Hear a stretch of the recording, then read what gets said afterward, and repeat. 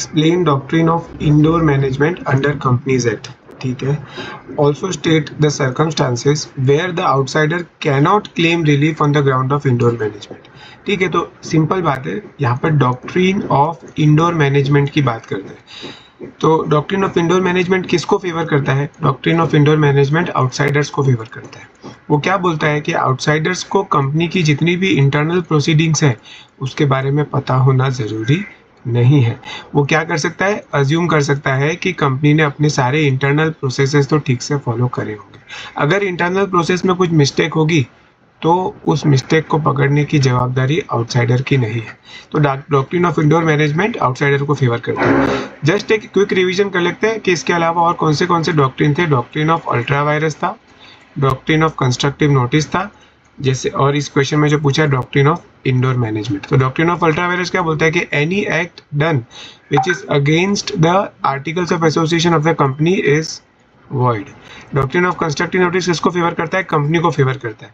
Doctrine of constructive notice क्या बोलता है कि सामने वाला जो कंपनी के साथ कॉन्ट्रैक्ट कर रहा है तो वो कंपनी के जो मेमोरेंडम ऑफ एसोसिएशन है या फिर जो डॉक्यूमेंट्स पब्लिक नॉलेज में है वो सब पढ़ के आए पहले और उसके बाद कंपनी के साथ कॉन्ट्रैक्ट करें। अगर वो कंपनी के साथ कोई ऐसा कॉन्ट्रैक्ट कर रहा है जो कंपनी करने के लिए एलिजिबल ही नहीं थी तो उसमें कंपनी की गलती नहीं मानी जाएगी, उसमें आउटसाइडर की गलती मानी जाएगी। Doctrine of constructive notice company को फेवर करता है। इसको याद रखने के लिए अपन ने ऐसा भी सोचा था, कंस्ट्रक्टिव नोटिस सी से चालू होता है इसीलिए वो कंपनी को फेवर करता है। Doctrine of indoor management outsider को फेवर करता है। इसको याद रखने के लिए अपन ने कैसा सोचा था कि इंडोर की स्पेलिंग में 2 बार ओ आता है, ओ, तो वो आउटसाइडर को फेवर करता है। और वो सिंपल ये बोलता है कि आउटसाइडर को कंपनी के इंटरनल प्रोसेसेस के बारे में पता होना जरूरी नहीं है। अब देखिए, डॉक्ट्रिन ऑफ इंडोर मैनेजमेंट का जो क्वेश्चन है ना वो 2 तरीके से आ सकता है। एक तो डायरेक्ट क्वेश्चन आ सकता है, जैसे कि यहाँ पर डायरेक्टली पूछ लिया कि एक्सप्लेन करो डॉक्ट्रिन ऑफ इंडोर मैनेजमेंट और उसके कुछ लिमिटेशंस है। यानी लिमिटेशंस मतलब कि एक कुछ ऐसी सिचुएशंस है जहां पर आउटसाइडर को रिलीफ नहीं मिलेगा, मतलब आउटसाइडर को सपोर्ट नहीं मिलेगा। जनरली क्या, इंडोर मैनेजमेंट आउटसाइडर को सपोर्ट करता है पर उसके कुछ लिमिटेशंस है। कुछ केसेस ऐसे हैं जहां पर आउटसाइडर को सपोर्ट नहीं मिलेगा। जैसे कि फॉर एग्जांपल अगर आउटसाइडर को पहले से पता था, एकदम क्लियरली अगर उसको पता था कि कुछ गड़बड़ हो रही है कंपनी के इंटरनल प्रोसेस में, तो जब पता था तो फिर वो कंपनी के साथ क्यों एग्रीमेंट करा? जब पता था तो उसने कंपनी के साथ कॉन्ट्रैक्ट क्यों किया? तो ऐसी सब सिचुएशन में आउटसाइडर को सपोर्ट नहीं मिलेगा, ठीक है ना। मतलब एक्चुअल नॉलेज होना चाहिए उसको, एक्चुअल नॉलेज था उसको कि कंपनी के अंदर कुछ गड़बड़ हो रही है तो फिर उसको सपोर्ट नहीं मिलेगा। ऐसे 3-4 केसेस और है तो वो अपने को बताने। तो ये डायरेक्टली पूछ लिया तो इसको डायरेक्ट क्वेश्चन बोलते हैं। और एक होता है case based question. Case based question में मतलब कुछ केस दिया हुआ होगा, कोई कंपनी होगी और एक पर्सन होगा, उस कंपनी का उस पर्सन के साथ कुछ लफड़ा हुआ होगा और उसके बाद में अपन को doctrine of indoor management answer में लिखना है और उसको अपने को समझाना है। तो ये दोनों जो क्वेश्चंस है ना उसमें डॉक्ट्रिन ऑफ इंडोर मैनेजमेंट का कॉन्सेप्ट तो सेम है पर उसके लिखने का तरीका अलग अलग है। उसके जो पॉइंट्स अपन लिखेंगे ना वो अलग अलग होंगे। तो मैं आपको पहले तो इस क्वेश्चन का आंसर बता देता हूँ। डॉक्ट्रिन ऑफ इंडोर मैनेजमेंट का अगर डायरेक्ट क्वेश्चन पूछेंगे तो कैसे लिखना है? सबसे पहले लिखना है outsiders are entitled to assume that internal compliance has been done properly. Entitle मतलब कि आउटसाइडर्स का हक है कि वो ये अज्यूम कर सकते हैं कि कंपनी के इंटरनल सब प्रोसेस और इंटरनल रूल्स एंड रेगुलेशंस ठीक से प्रॉपरली फॉलो हुए हैं। They are entitled to presume regularity with MOA and AOA. It is the limitation of doctrine of constructive notice. देखिए, डॉक्ट्रिन ऑफ कंस्ट्रक्टिव नोटिस किसको favour करता है? Company को। यानी कि doctrine of indoor management opposite जाता है डॉक्ट्रिन ऑफ कंस्ट्रक्टिव नोटिस के, क्योंकि doctrine of indoor management outsider को फेवर करता है और वो कंपनी के अगेंस्ट है। Doctrine of constructive notice outsider के अगेंस्ट है।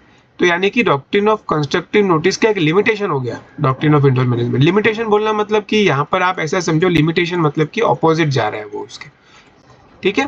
तो this is a limitation of doctrine of constructive notice as laid down in Royal British Bank versus Turquand. ये केस मेंशन करना बहुत जरूरी है, इसको टर्कॉन रूल भी बोलते हैं। ये इतना फेमस केस हो गया था कि डॉक्ट्रिन ऑफ इंडोर मैनेजमेंट को टर्कॉन रूल बोलना भी चालू कर दिया गया था, ठीक है। अब इसकी लिमिटेशंस बताना, यहाँ पे लिखा है ना कि also state the circumstances where outsider can not claim relief. तो वो सब इसके लिमिटेशंस हो गए, तो वो अपने को बताने। जैसे कि मैंने आपको बताया, अगर आउटसाइडर को एक्चुअल नॉलेज है कोई कंपनी में इरेगुलरिटी हो रही है, इरेगुलरिटी मतलब कि गड़बड़, अगर कंपनी में कुछ गड़बड़ हो रही है, अगर उसका कंपनी इरेगुलरिटी का अगर आउटसाइडर को नॉलेज है तो फिर उसको कोई रिलीफ नहीं मिलेगा। इसमें कोई केस है वो कोट कर सकते हो आप, Harvard versus patent Ivory manufacturing company. फिर एक सस्पिशन ऑफ इरेगुलरिटी, मतलब उसको शक है। भाई अगर आपको शक था तो फिर आपको तहकीकात करनी चाहिए थी, इन्वेस्टिगेशन करनी चाहिए थी, फर्दर चेकिंग करनी चाहिए थी। यानी अगर आपको सस्पिशन है फिर भी अगर आपने कंपनी के साथ कॉन्ट्रैक्ट किया तो उसमें कंपनी की गलती नहीं मानी जाएगी, आउटसाइडर की गलती मानी जाएगी। डॉक्ट्रिन ऑफ इंडोर मैनेजमेंट उसमें आउटसाइडर को बचा नहीं पाएगा, उसको सपोर्ट नहीं कर पाएगा। इसमें केस है Anand Bihari Lal versus Dinshaw and Company. Last में फॉर्जरी, जैसे कि अगर कोई मान लो फॉर्जरी से रिलेटेड केस है, जैसे कोई चेक लिखा गया था और वो चेक में किसी डायरेक्टर ने साइन किया था, पर वो डायरेक्टर की साइन थी ही नहीं, वो किसी ने डायरेक्टर की फर्जी साइन कर दी थी, ठीक है।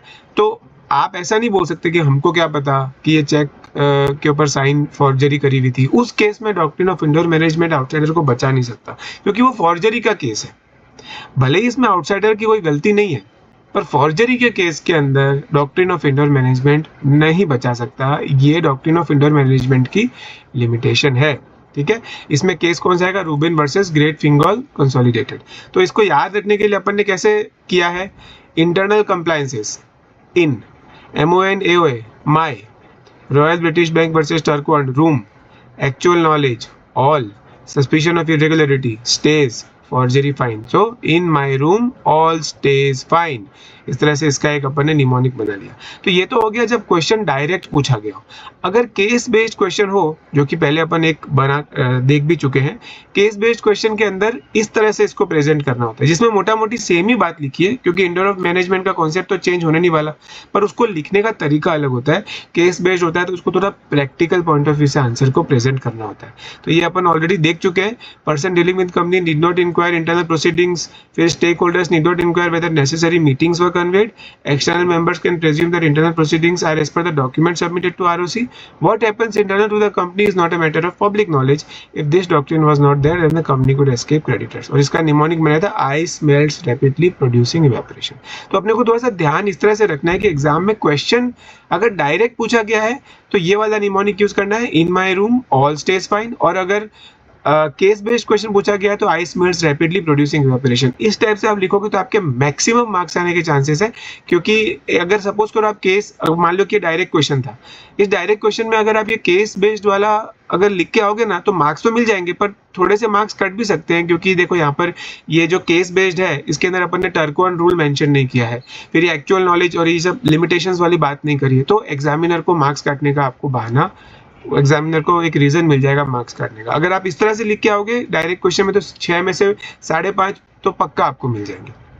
तो आप इस तरह से इसको एक बार देखिए और अच्छे से इसको आप लर्न करिए। इसका स्टैंडर्ड आंसर